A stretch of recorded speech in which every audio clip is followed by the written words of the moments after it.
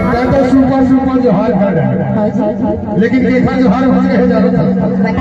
बड़ा देव के जोहार बन रहा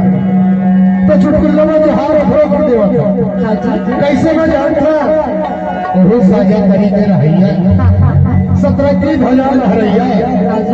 बोले जोहार कर रहे सभा में बैठे तो कर देवा था जोहर जोहर देवा जोहर जोहर जोहर जोहर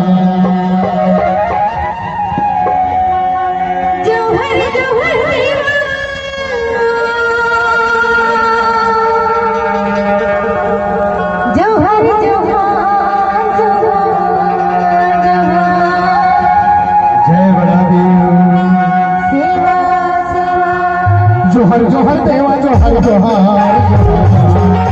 जोहर देवा जोहर जोहर जोहर जोहर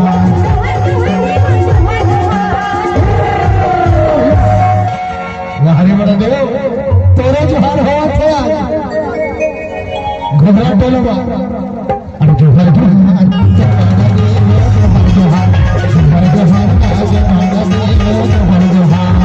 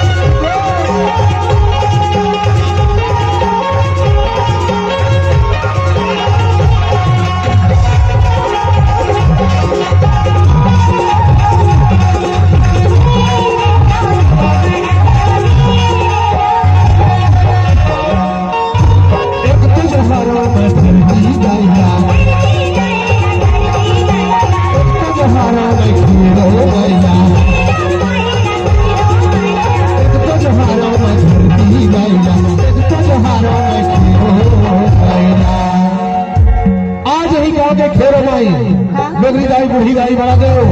गली के गलिहारी कोई घर के पलिहारी खरीदा के खाई लगा लो जोहार ही जी हमर दाई दीदी बहिनी बन लगा लो जोहार